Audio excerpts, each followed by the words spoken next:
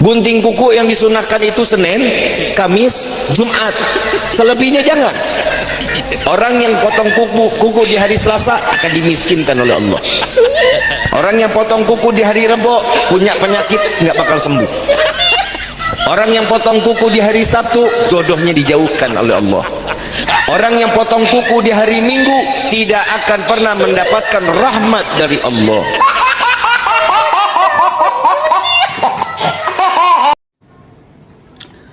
Haleluya, haleluya, haleluya. Assalamualaikum warahmatullahi wabarakatuh. Salam Aki. Aku kabarkan Injil keselamatan. Bapak Ibu Yesus Tuhan, ketemu lagi dengan saya Evangelis Abraham Effendi Usman. Bagaimana kabar Bapak Ibu semua? Tentu luar biasa. Dan saudaraku para pencinta Injil Habaget, terutama sekali saya mengucapkan terima kasih banyak kepada Bapak Ibu yang selalu mendukung pelayanan Habaget, baik melalui doa, dana, motivasi maupun support saudara semuanya. Saudaraku, saya ingin satu hal kepada teman-teman kita dari seberang, bahwa begitu datang kebenaran, maka segala tipu daya muslihat itu tersingkirkan. Baik tersingkirkan dengan sendirinya, ataupun dia tersingkir karena orang yang membawa kebenaran itu. Jadi apa yang tidak benar, dia tidak akan lagi muncul ke permukaan. Seperti dongeng-dongeng Yahudi, dongeng-dongeng Arab, dongeng-dongeng Mesir, dongeng-dongeng bla bla bla bla bla bla, itu sudah tidak berlaku lagi, dan orang sudah enggan membaca, dan orang sudah tidak mau lagi peduli dan memperhatikan. Kenapa? Orang sudah sibuk dengan kebenaran. Karena kebenaran itu adalah memerdekakan kita. Begitu kita sudah datang kepada kebenaran, tinggal dalam kebenaran, maka kebenaran itu yang memerdekakan kita. Segala kejahatan yang mengintai kita, segala intimidasi kuasa kegelapan yang ingin mengintimidasi kita, kita tidak akan lagi ada rasa takut sedikit pun dalam diri kita. Kenapa? Karena hidup kita dipimpin oleh roh kebenaran. Maka dongeng-dongeng Yahudi, dongeng-dongeng Arab, maupun dongeng-dongeng Mesir, termasuk dongeng Turki, itu sudah tidak berlaku lagi zaman-zaman internet ini. Ya, sudah tidak berlaku lagi. Seperti kata Alkitab, begitu kamu tahu kebenaran, kamu dapatkan kebenaran, dan kamu sibuk dengan kebenaran, maka dengan sendirinya dongeng-dongeng Yahudi, dongeng-dongeng Arab itu akan tersingkir dengan sendirinya. Orang sudah tidak lagi peduli. Begitu juga mengenai hal-hal pesta seks di sana, nanti orang sudah berpikir dengan akal yang sehat, orang sudah berpikir dengan jernih. Benarkah kita di surga itu melakukan pesta seks? Ya, benarkah atau tidak?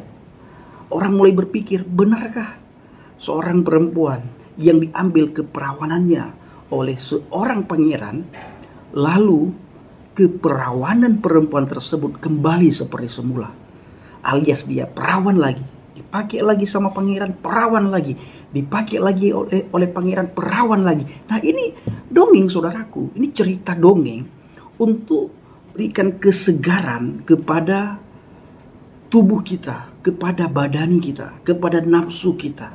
Sementara kalau kita mau berpikir dengan akal yang sehat, benarkah di rumah Tuhan itu ada pesta seks? Tidak mungkin. Ya, tidak mungkin. Seperti kita mau datang ke sebuah tempat ibadah, mau tempat manapun, ya, mau rumah ibadah apapun, apakah bisa di rumah ibadah itu kita melakukan pesta seks? Nah, coba dipikirkan dengan akal yang sehat. Lalu kira-kira bila tidak diberitakan bahwa di sana itu ada pesta seks, maukah kita masuk surga? Ya, masih maukah kita masuk surga kalau seandainya di sana kita tidak diceritakan kamu nanti akan mendapatkan perempuan yang berdada montok, perempuan yang cantik jelita, perempuan yang putih, sangat putih bagaikan cahaya. Seandainya berita ini tidak didengarkan oleh teman-teman kita dari seberang, apakah mungkin mereka mau masuk surga? Tetapi Bapak Ibu, hari-hari ini ketika saya melakukan pelayanan penginjilan di lapangan, saya ceritakan tentang surganya teman kita dari seberang, bahwa di sana ada pasar Jumat, dan siapa di antara laki-laki maupun perempuan yang pergi ke pasar Jumat, ketika dia balik dari pasar Jumat, maka wajah laki-laki itu atau wajah perempuan tersebut itu sangat cantik dan sangat tampan, ganteng-ganteng saudaraku, cantik-cantik, molek-molek, indah, enak dilihat. Benarkah seperti itu? Ternyata Bapak Ibu di zaman milenial ini, orang sudah banyak tidak lagi peduli akan hal itu dan mereka sudah mulai berpikir kritis, berpikir sehat.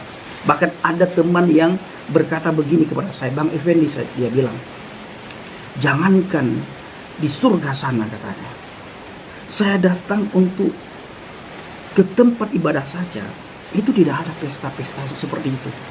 Ya, tidak ada, dilarang. Apalagi di surga, di tempat yang sangat istimewa. Mana ada seperti itu? Ini kan cerita untuk memina-bobokkan kita. Seperti orang tua menceritakan kisah-kisah yang sangat enak didengar oleh anak kecil. Sebelum anak kecil itu tidur, sebelum bayi tidur, lalu orang tua atau ibu atau bapak mereka mulai cerita kepada anaknya supaya anaknya cepat tidur. Nah, jadi kita di zaman internet ini sudah tidak lagi kemakan hal-hal seperti itu. Sudah tidak ada lagi. Dan sudah tidak ada lagi waktu bagi kita untuk memikirkan hal-hal semacam itu. Yang perlu kita pikirkan adalah apakah kita masuk surga atau tidak. Ini yang perlu dipikirkan oleh setiap umat manusia. Mau dia agama apapun harus berpikir, apakah saya kalau mati masuk surga? Apakah amal saya sudah cukup untuk masuk surga? Kalau misalnya contohnya kita masuk surga dengan amal, dengan kebaikan, dengan pahala, lalu kita merenungkan, kita berpikir, apakah dengan amal yang aku kumpulkan tahun ini, besok aku meninggal, apakah aku masuk surga? Apakah Tuhan memberikan izin untuk aku masuk surga? Atau aku disiksa dulu terus-terusan di dalam kubur nantinya dengan waktu yang tidak ditentukan? Kapan selesai penyiksaan itu? Ada yang berkata disiksa itu begitu datang hari kiamat.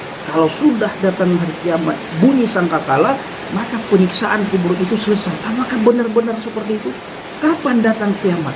Tidak ada yang tahu. Berarti selama-lamanya sebelum kita masuk surga atau neraka, kita disiksa dulu dalam kuburan. Jadi kita harus berpikir, apakah kebaikanku, amalku, pahalaku sudah cukup untuk aku masuk surga? Ini harus dipikirkan oleh setiap umat manusia.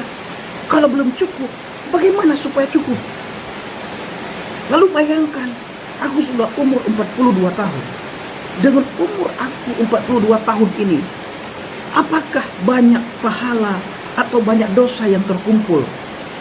Nah, kalau banyak dosa, apakah dengan dosa sebanyak ini Tuhan kira-kira mau nggak memberikan aku sedikit kelonggaran sehingga aku masuk surga? Ini harus dipikirkan. Harus dipikirkan oleh setiap kita manusia. Kenapa? Karena kepastian keselamatan itu penting sekali. Ya, penting sekali. Ketika kita naik pesawat, pergi ke suatu tempat atau pergi ke suatu daerah, kita menggunakan pesawat, mau pesawat apapun. Oleh awak kabin pramugari itu selalu memberikan warning kepada setiap penumpang. Itu terus yang dia ceritakan, itu terus yang dia kasih tahu, itu terus yang dia beritahukan kepada setiap penumpang. Kenapa itu terus yang diberitahukan? Kita padahal sudah bolak-balik, bahkan ada pramugari yang kenal kita karena saking seringnya kita naik pesawat. Tetapi tetap dia ceritakan mengenai keselamatan. Kenapa? Karena keselamatan itu penting, saudara. Sekalipun ketika pesawat jatuh, itu semuanya meninggal, tidak ada satupun yang selamat. Tetapi oleh pihak awak kabin atau pramugari, dia wajib menceritakan tentang keselamatan, wajib dia beritahu tentang keselamatan, karena ini tugas awak kabin dan tugas pramugari. Begini kita orang Kristen, Bapak Ibu, sekalipun sudah didengar oleh semua orang tentang keselamatan, kita wajib memberitahukan keselamatan kepada mereka. Mereka terima atau tidak terima, kewajiban kita adalah, hak kita adalah, tanggung jawab kita adalah memberitakan kebenaran. Dia terima, puji Tuhan. Dia tidak terima, itu tidak ada urusan dengan kita. Karena menyangkut keselamatan itu berbeda antara keselamatan kita menuju ke surga dengan keselamatan kita ketika naik pesawat. Kalau kita naik pesawat, kita sudah ikuti setiap instruksi awak kabin pesawat atau instruksi pramugari. Pesawat mengalami kecelakaan, tidak ada satupun yang selamat, semua mati. Tetapi kalau kita ikuti instruksinya Tuhan mengenai keselamatan, kita ikutin, kita taatin, kita berjalan sesuai dengan aturan-aturan Tuhan yang sudah diceritakan, yang sudah diberitahukan melalui firman-Nya, maka kita tidak akan menuju kepada kebinasaan. Kita tidak akan binasa. Dan kapal kita tidak akan oleng. Ya, kapal kita tidak akan oleng, kapal kita tidak akan jatuh. Sekalipun jatuh mungkin terhempas angin ribut, terhempas badai, tidak akan dibiarkan tergeletak oleh Tuhan. Begitu masanya sudah selesai, kita sudah berada di tempat yang sangat indah, di tempat yang sangat elok, di tempat yang semua orang rindukan. Kenapa? Karena kita mengikuti instruksinya Tuhan. Dan Tuhan sangat senang ketika kita mau mengikuti setiap instruksi-instruksi Tuhan. Jangankan Tuhan Bapak Ibu, pramugari saja ketika dia memberikan aba-aba kepada kita semuanya, mengajarkan kepada kita bagaimana cara pakai baju pelampung, bagaimana dia ajarkan kita semuanya yang ada di dalam pesawat itu, kita dengar apa yang dia ajarkan. Pramugari awak kabin pesawat itu senang sekali ketika kita mau mendengar setiap apa yang dia beritahukan, saudaraku. Apalagi Tuhan. Tuhan senang Bapak Ibu. Apa kemauan Tuhan? Di mana dia berada, kita berada. Ketika Yesus Hamasyah sudah selesai tugasnya masa di dunia ini, dia berkata kepada semua sahabatnya dan kepada kita saat ini, Bapak Ibu, aku pergi ke sana untuk menyediakan tempat bagimu. Kalau tempat itu sudah selesai, aku datang kembali untuk menjemput kamu. Dan ini tugas kalian semuanya, kata Yesus Hamasyah, kata Yesus Kristus, ini tugas kalian semuanya, supaya tempat yang aku persiapkan nantinya harus penuh. Kalian bawa orang sebanyak-banyaknya, datang ke persimpangan-persimpangan jalan, umumkan kepada mereka, ajak mereka semuanya, mau dia petani, mau dia buruh, mau dia raja-raja, mau dia rakyat jelata, ajak mereka semuanya untuk masuk ke tempat yang lagi kupersiapkan. Kasih tahu mereka, ya aku pergi ke sana. Maka Bapak Ibu, saya sebagai penginjil evangelis selalu memberitahukan, tidak akan bosan-bosan. Saya memberitahukan bahwa menyangkut keselamatan itu adalah mutlak harus kita perebutkan, harus kita cari, capai, raih, saudaraku. Kenapa? Tidak ada satu pribadi pun yang bisa menyelamatkan kita umat manusia.